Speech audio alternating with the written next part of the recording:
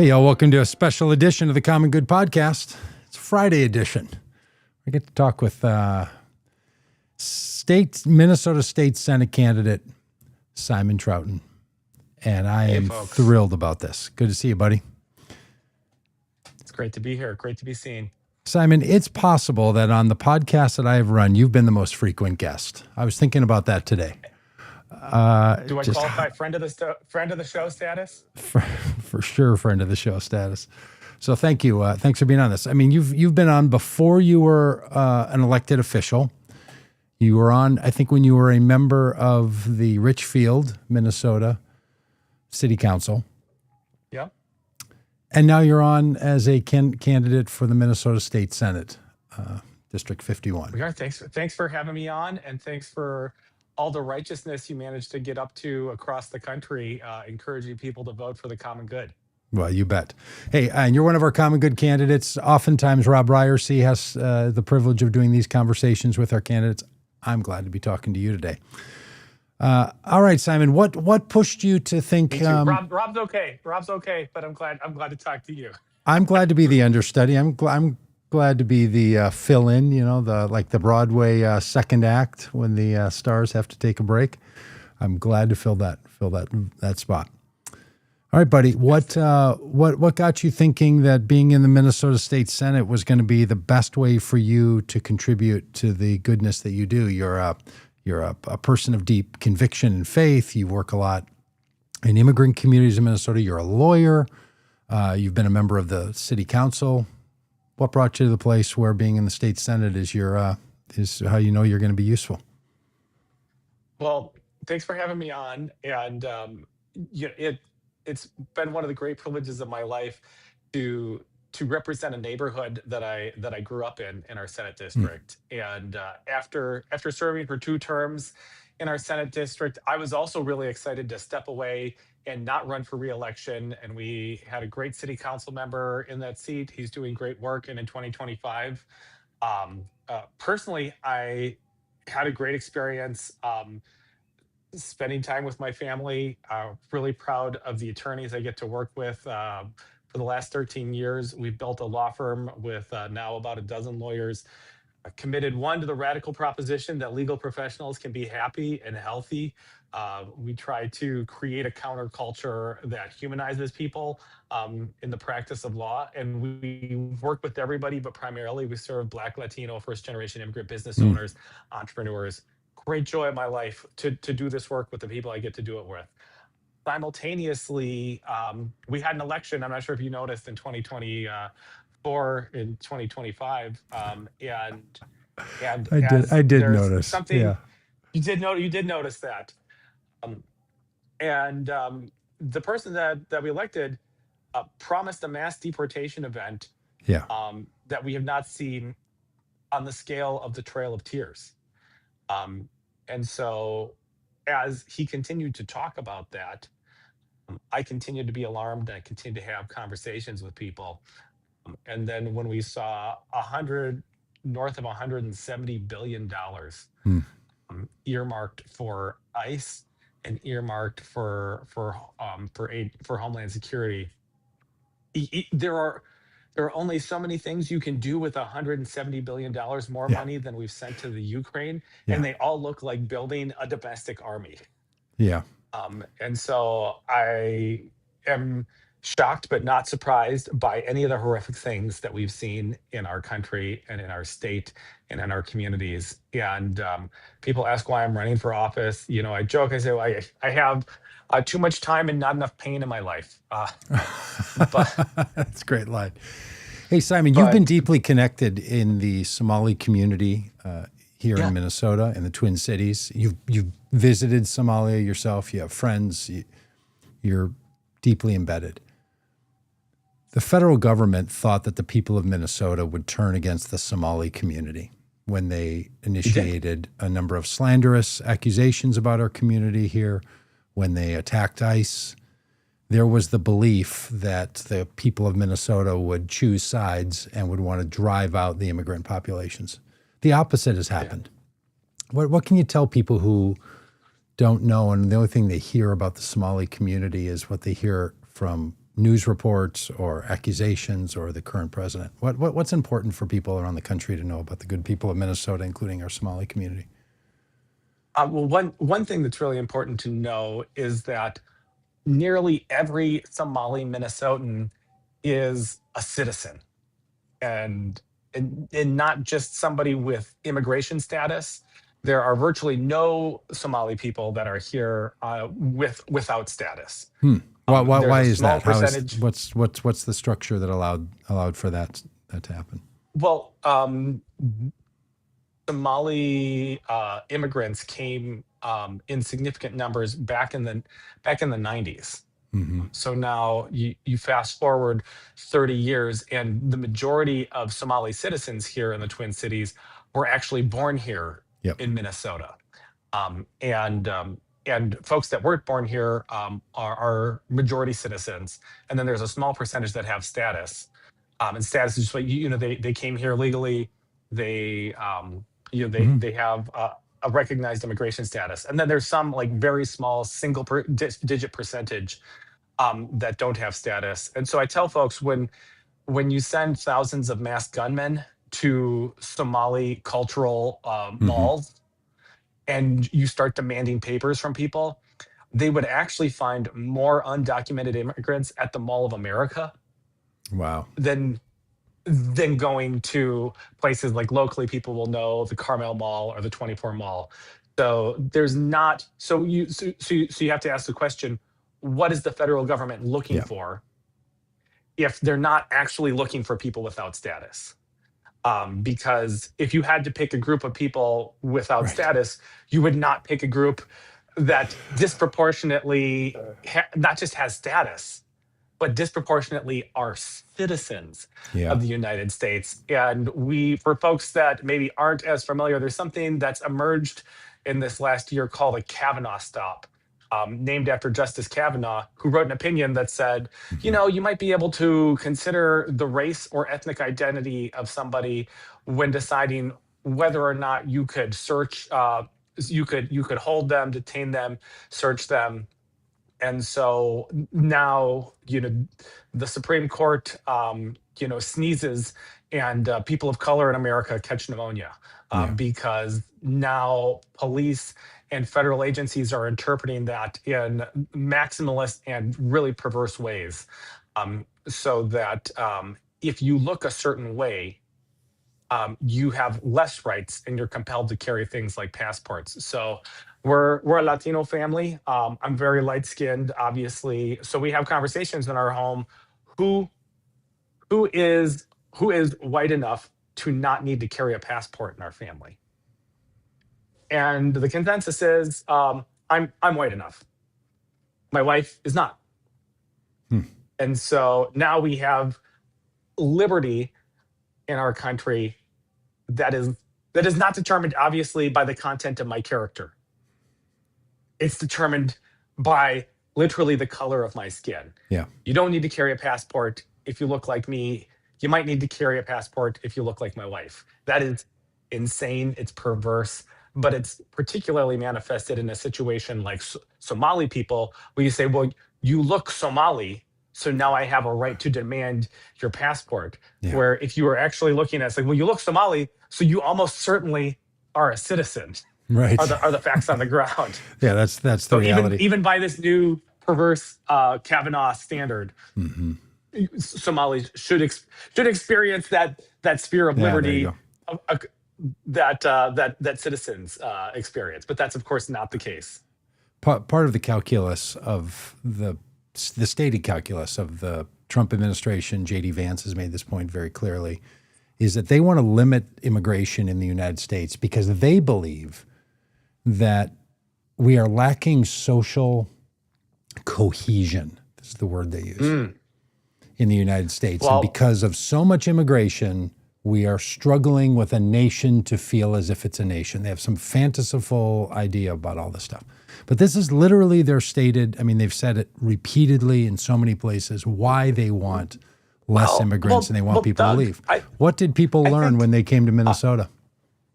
well, mission accomplished. I have never seen more social cohesion in my life. Yeah. incredible social Yeah. cohesion in Minnesota. Thank you very much.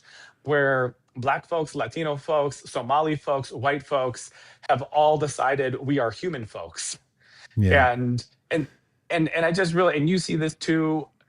There's a sense that of course, we're fighting for our Latino neighbors, we're fighting for our Somali neighbors, but we're fighting for our own civil rights. Yes. Yes. This is there's not a certain part of the Constitution that's the Latino part of the Constitution. No, the rule of law protects everybody. Everybody. And as I'm running for office, one of my most earnest hecklers, at the city council, he would come and send me emails throughout the week, and give me the business from the dais when he had open. He came to a No Kings rally this summer. Wow. 'Cause he said, "Hey, what I don't like? I don't like kings.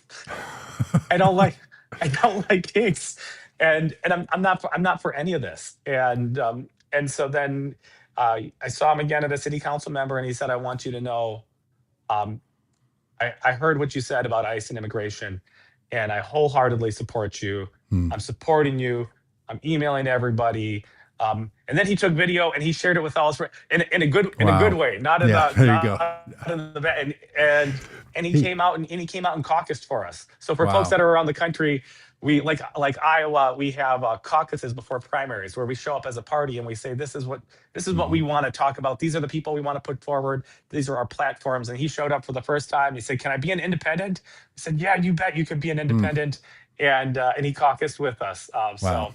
I mean, it's pretty great when Thank you, somebody sir. who's your opponent changes their video standards from an "I gotcha" to "I got you," and Wow. Yes, that's the, it. Yeah. that's what we want. Okay, Simon, we've talked about this a bunch. I am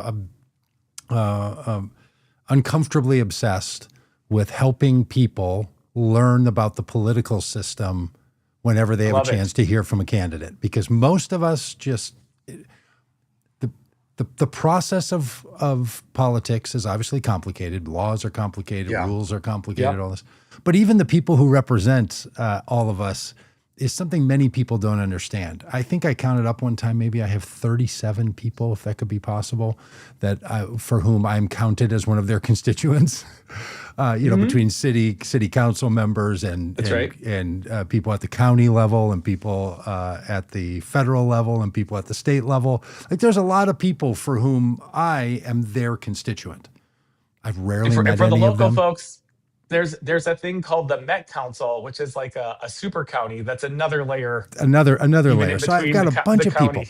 I've Yeah. never met them. They don't know me, but Mm. it's helpful to know what they do and what the difference is. Yeah. And a lot of people, my wife, who's very tuned into things and cares about the social fabric and what's going on, and she has taken on a case of Trump-induced Tourette's, as she swears, walking around the house thinking about what's happening. She's not a person who uses profanity, but now she does.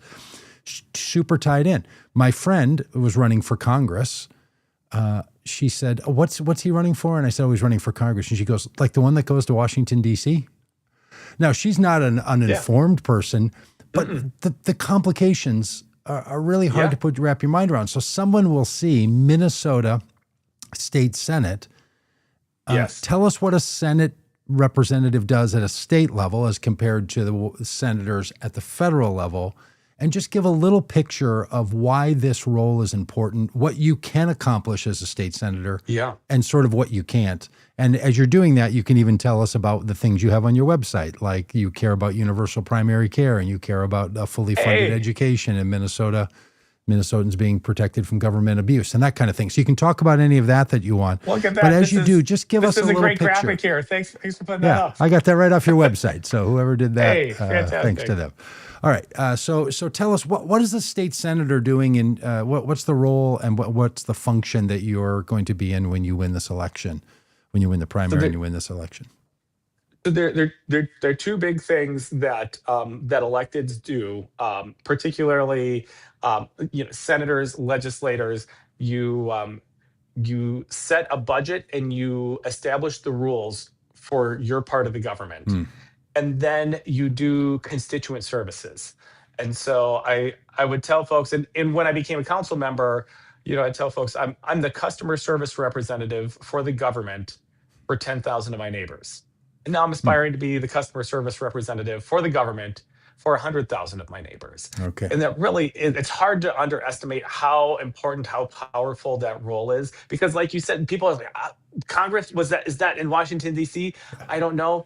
It's not, that's not that person's fault that they don't know that. No. Not everybody needs to be a political nerd. They just need to live their life. But then you live your life, and then something unjust, unfair, Yeah. unimaginable happens, and then all you righteously want the government to work. Yes. And when it doesn't, it feels unjust, unrighteous, oppressive. It's all those things.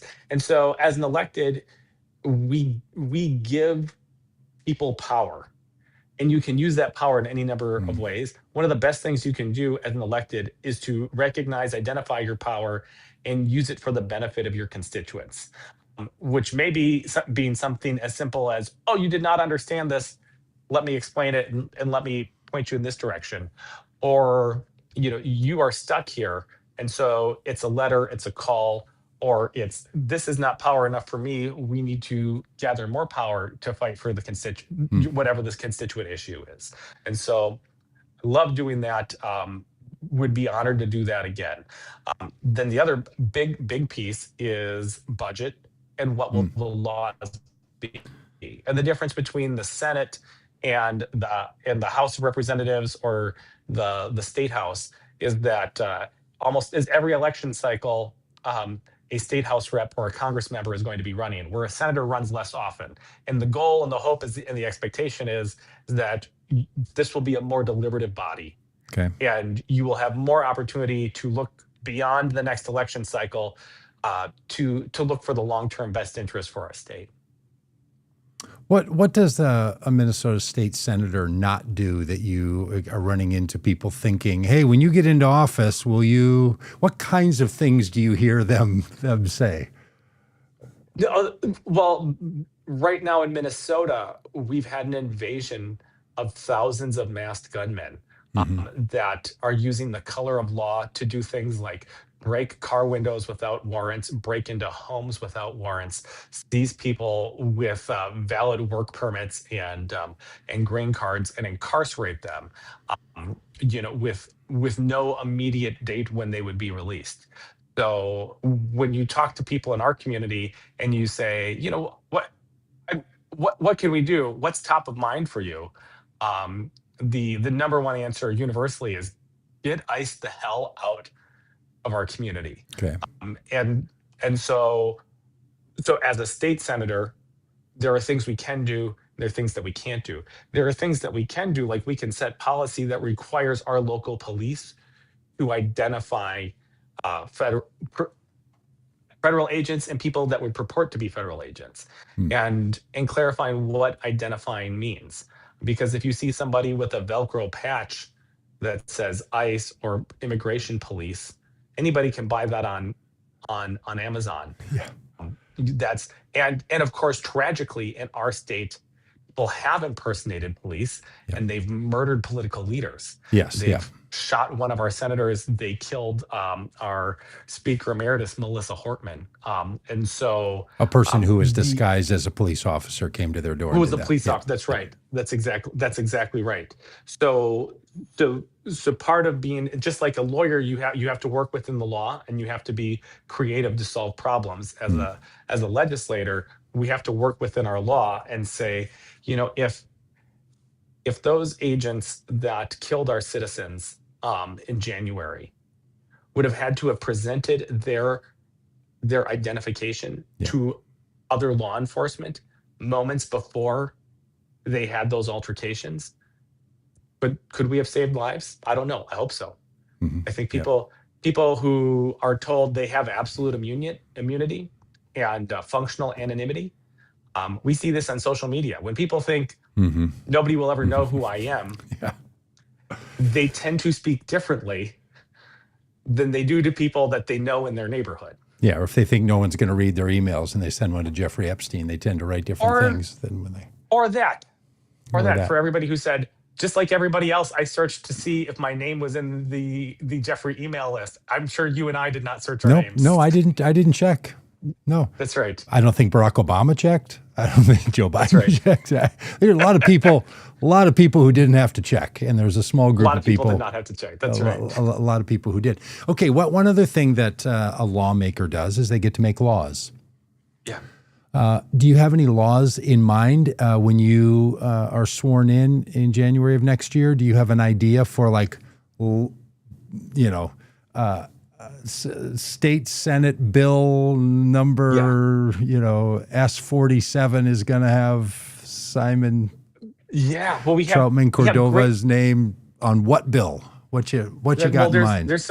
there's some really good legislation that's working through the Senate right now, uh, specifically around holding ICE accountable.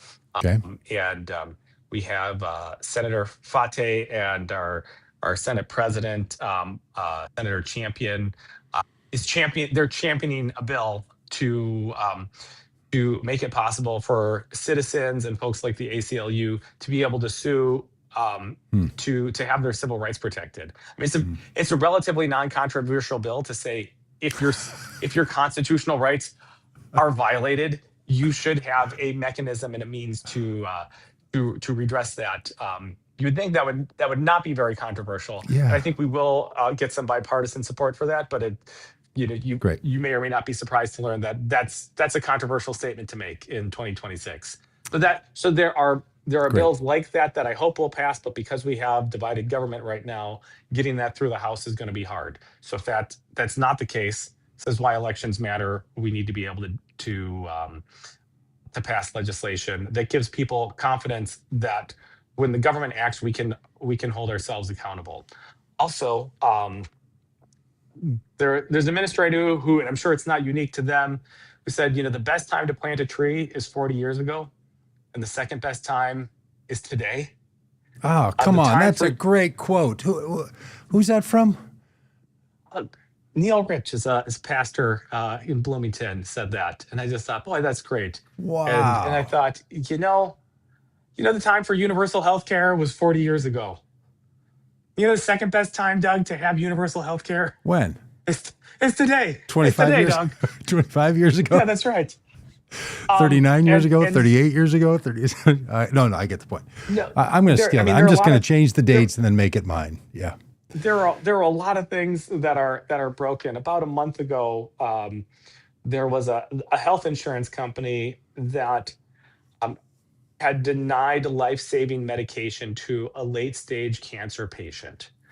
Um, it contrary to the not just the recommendation but the demand of two experts who literally said this is the only thing that could save this person's life, and a non-expert in the insurance company just said, well, we're not saying no, we're just saying not right now.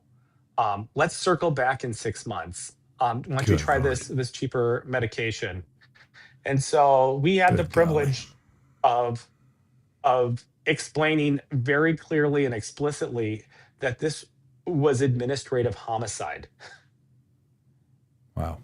and that they should weigh their decisions very carefully, and we should be very clear about what this is. And magically, 24 hours later, after that letter, the medical opinion of that evaluator evolved to allow for that care. Facts But on the not ground everybody gets. changed when a lawyer sent a letter and said, Well, and that's part of why it's so important to one, it's so important to win, and why it's important to yeah, get the policy right. Because as a lawyer, I have the privilege, and we have the privilege of fighting for a person. But when the system incentivizes mm, non-experts to deny medicine from yeah, people, we just have a we have nobody can live through that yeah, and yeah. feel like this is a fair system, Wow. this is a just system. The number one reason for bankruptcy in America are medical expenses. Yeah, that's and crazy. your chances, if you get serious cancer, of of going broke, are 1 in 2.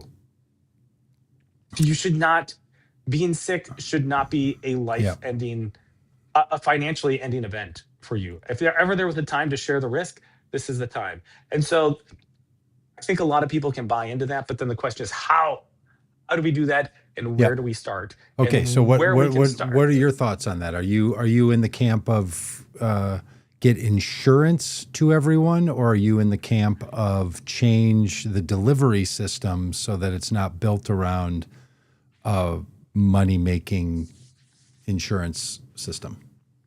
Yeah, I mean, but there's plenty of money to be made in healthcare.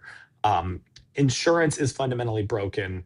I'm really supportive of providing funding providers, focusing on provider focused solutions, and starting with universal primary care. In starting with pilot cities, just to demonstrate how cost effective um, and and how efficacious this can be. For our employees in our office, we provide universal primary care um, that includes X-rays, it includes EKGs, it includes physical therapy, it includes mental health for less than $100 a month per family. And when you say And that, you're saying you provide health insurance that pays for those services. You're it's not actually not providing. insured. We're not providing those. So we contract with a provider Okay. directly as opposed to insurance. So we Okay. pay a fee. It's like a subscription fee, but we pay a fee to make sure that everybody has access to care. And so when people need So that care, you're saying it's directly a business relating to a provider and the a members provider, of that business. direct to provider care, yes. Is And that so, something that people are pushing in the state of Minnesota to get to? Because for 30, 40 years, Minnesota bragged about having the only one of the first nonprofit insurance systems. yeah, But yep. doesn't mean people get better care. I don't know. For some reason, it just still becomes. I mean, That's right. my wife and I pay. We pay $1,300 a month for Month. Yeah, insurance that has a $13,000 that's what I was going to deductible. ask. That's right. So So you we pay spend so you pay 15 more than $15,000 yeah, a year, um, hoping that you never get sick, because if you get sick, you and your wife are going to have to pay another $26,000, yeah. It's just cataclysmic insurance, basically. because that's not $13,000 in total. That's $13,000 out of pocket for each of you, and Yeah. then you have a max. Do you happen to know what your max deductible is, Doug Pagitt? I don't think I do. And by the way, Because those insurance premiums, to nerd out here, yeah, are not that's included right. in what you're paying for the $13,000 deductible that you have to get to. That's exactly It's right.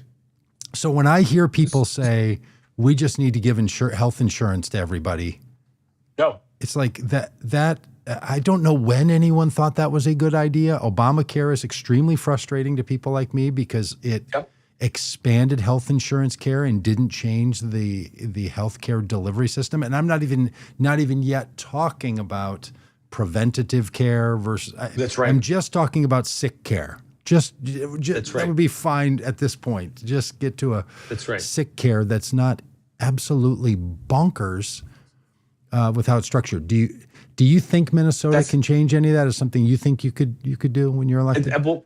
So here there are a couple of reasons why we can, and the time to do it is now.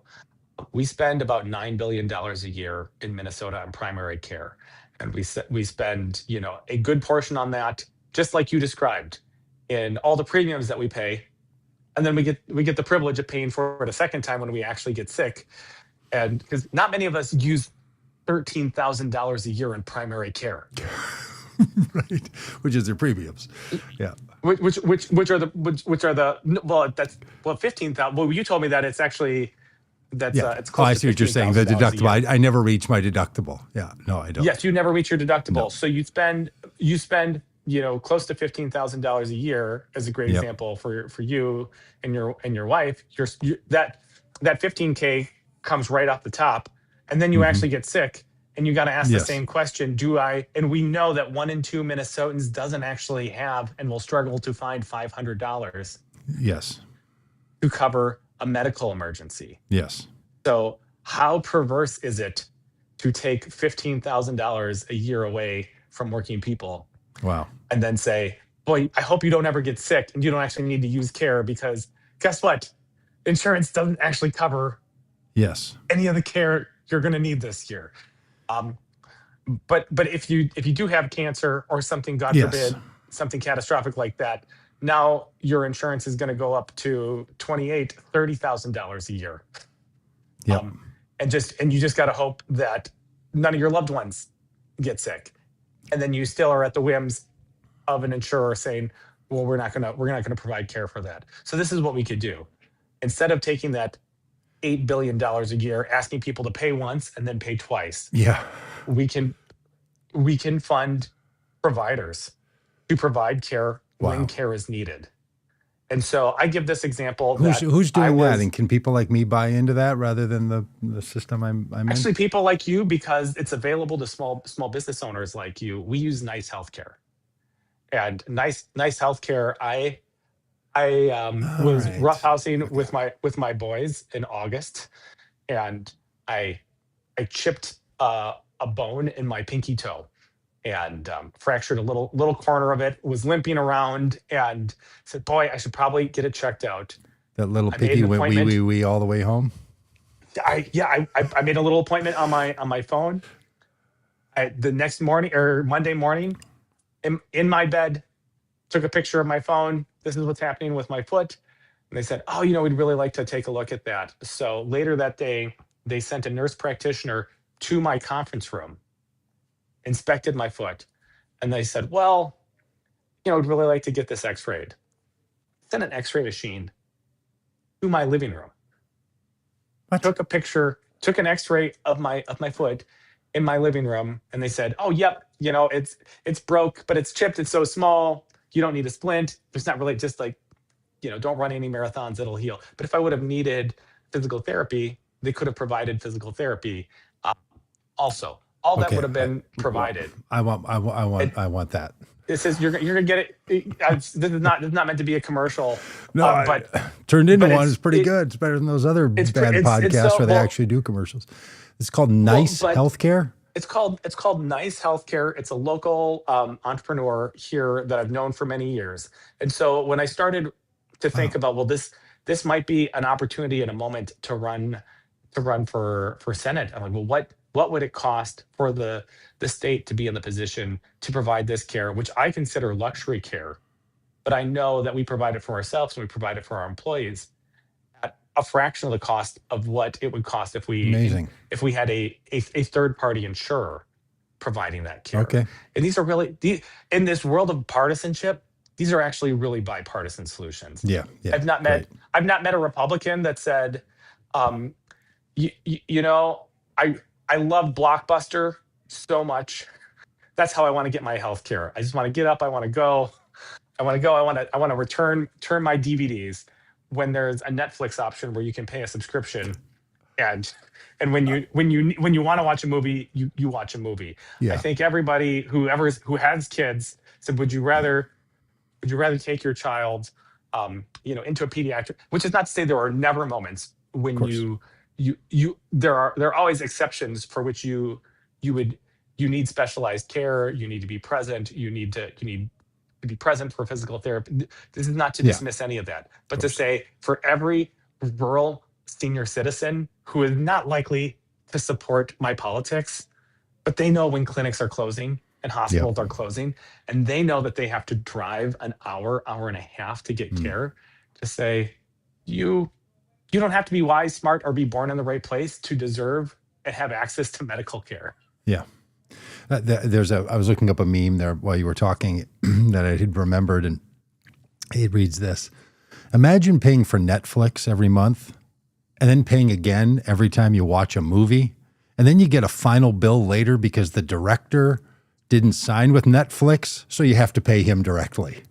And it says, this is a post Isn't about that isn't health that insurance. isn't that Amazon Prime?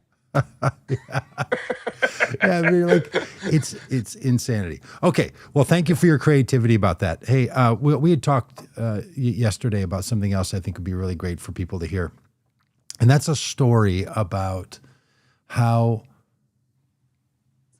organizing and government engagement and bringing people into the system is important, but also necessary to make sure that decisions made by those who have great levels of power, which the government tends to do, are being thoughtful. Can you talk about that, because it has to do with like where roads run and big road construction things, and I thought it was really a brilliant way to sort of describe your philosophy of governing and all the rest. Well, thanks, Doug. And when it comes to government, and it comes to so many things happen in committees.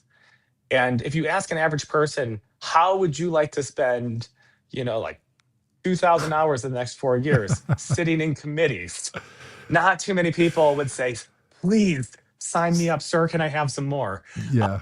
But where power grows, happens, sleeps, and is manipulated, happens in committees. And Wow. so for folks that are not from the greater Twin Cities area, we have a freeway that goes right through the middle of our district. It's called 494, and in 494, always terrible traffic.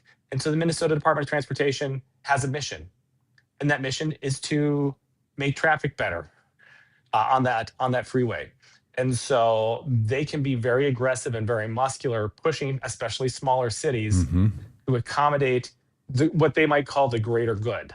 But if anybody knows the history of white flight in America and how our highways were built, neighborhoods were destroyed.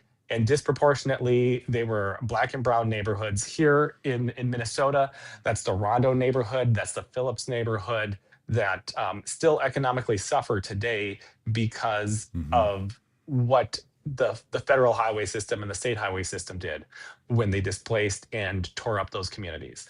So there was an ask/demand from the Department of Transportation to take access points away from the cities of Bloomington and Richfield. Okay, so let's explain this for a minute, because when I was a kid, I was like 12, and I'm 59, so I don't know how long ago. 12 years, 47 years ago.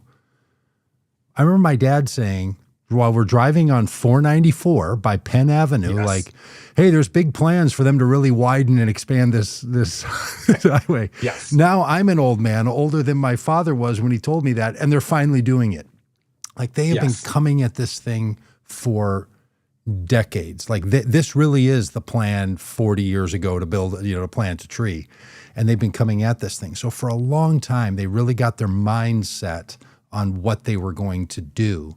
And you're saying their idea was to take away on and off exits because that is a traffic choke point? Is that their theory? That every time we put an exit and an entrance, it slows up traffic, and we're trying to prevent that. That's right. So that's a big part. That's a simplification, but you're right. You're right over the landing zone, and it's understandable why somebody would want to do that. But the consequences of that in our communities are that we have maybe 18% of Richfield residents are renters, and mostly low income, mostly Black and Latino folks, people of color, are right there in that neighborhood. And so the economic consequences of taking access away is going to be significant. It's going to be profound. And you understand the state's interest, but it's the job of community, and it's the job of legislators to organize together and speak truth to power to say, you can't do that without also investing in our community. And so the investments that we demanded is, well, if you're going to take access away, you've been promising to build other access points. Okay. And so you have to do that. And I said, well, you see, that's just that might be 50 feet over in a different highway, but that's a different project. It's really important. It's really important. It's just not in the budget for this project. There you go. And so what we ended up, and the way government works is we're going to get into multiple committees. There was an elected committee of 60 electeds from the surrounding cities and state and county legislatures. And then there are engineers that meet after the policymakers, the electeds meet. And so we organized almost every elected on that committee. We organized everybody from Bloomington, from Richfield, from our state legislature, from our county commission. We got everybody to speak with one voice to say, we're rejecting this proposal because you're going to harm our communities without making necessary investments. in our community. And this was after years of arguing back and forth. Um, One voice. And it took years to build that level of trust between all the cities. Um, and everybody spoke with one voice. And then one of our legislators um, got the director of transportation to say the quiet part out loud. Mm. And he said, I just have not seen, and this is a dirty word now, but we got to reclaim it. I don't see where you've considered equity in your planning. And the director said, well, I think she said this and that, and said, well, I think we've indirectly considered equity. And that was a moment. And how is that word used when the elected said equity? What was that person getting at, and what do you think the Department of Transportation had thought that meant when she said, well, indirectly we've been doing considering equity? So what that means is when the state is trying to solve a problem, which is to move people faster through a neighborhood, some people are going to be harmed. Wealthy people are often much more adept at organizing and aggregating power. Historically, white wealthy people, really effective. In St. Paul, which is our capital, there is a stretch of freeway where the speed drops down to 45 miles an hour. Mm-hmm. The reason it's only 45 miles an hour there is because wealthy, powerful people in Crocus Hill did not want loud noise in their neighborhood. And so they organized to make sure that one of the largest freeways in the nation would reduce itself to 45 miles in their neighborhood. And so the question of equity is, who is organizing to speak for communities that are historically marginalized? And big surprise, it is people with less money, and it is not white people that face those problems. And so she said, well, we indirectly considered that. And that gave me the opportunity to say, thank you for saying the quiet part out loud. Because when we destroyed the Rondo neighborhood and damaged it, like, it still exists. It's revitalized, but it still economically suffers today because of the harm we did 3 generations ago. And to be clear, the harm that was done there, and the example you gave, Phillips, and the world is full of these. Yes. If you said to me right now, let's meet over in the Rondo neighborhood, I'd be like, it's really hard to get there. And it's split up, and if we were to go to one place, it's hard to get to the other. Like, that kind of incidental choice has great impact on people who live there, the communities that have called those places home. So what happened in Richfield? Did they are they slowing this thing down to 494 down to 45 miles an hour? Well, they didn't do that, but what they did do, and then this is how government works. After about a dozen testifiers said on behalf of our cities, our county, our state, we reject this proposal. The minutes of that meeting were recorded. Richfield had some concerns about the project as described. And so from this committee, that would be the message taken to the engineers to say, oh, we need to tinker on the edges of this project. I see. And so this is why you need to read the minutes in a meeting. So that boring part of the meeting where anybody says, does anybody have any amendments to the minutes of our last agenda? You can read those minutes, and they can matter. Nothing matters unless it matters. Yeah. And so I took the opportunity to rewrite. Richfield had some objections to the plan as stated. To Bloomington completely rejected the plan as stated. Richfield completely rejected the plan. Edina completely rejected. The state legislators completely. Our county rejected the plan. And as a group, there were no words of advocacy and support from any elected. Now, getting that right means the engineers and the bureaucrats have to solve a different problem. Wow. And they did. Because when they came back 3 months later, they said something marvelous. They said, we scored for equity. We scored for equity, which is an engineer's way of saying, okay, we're going to work the problem in our box. And if the problem is we need to do right by people who are poorer, people that have less access to resources. Well, now there are a bunch of projects. We're going to give them a score. What does well? What does poorly? And they said, well, it turns out that putting in an underpass that's going to connect Bloomington and Richfield together, since we're taking away these, that scored really high. Yeah. And they said, what else scored really high? There are about 5,000 renters on one side of 494, and there's a grocery store on the other side. And if we put a handicap accessible walking bridge, we would actually connect thousands of people with limited transportation means to a grocery store. So this walking bridge scores really high. And so now we not only, as a future senator, I like to say, well, we got tens of millions of dollars of funding for our district. That's a huge win. Yeah. But even better, we worked together, we raised our voice, and we prevented the destruction and further exploitation of neighborhoods. Wonderful. at the risk of expediency. And we ended up doing both.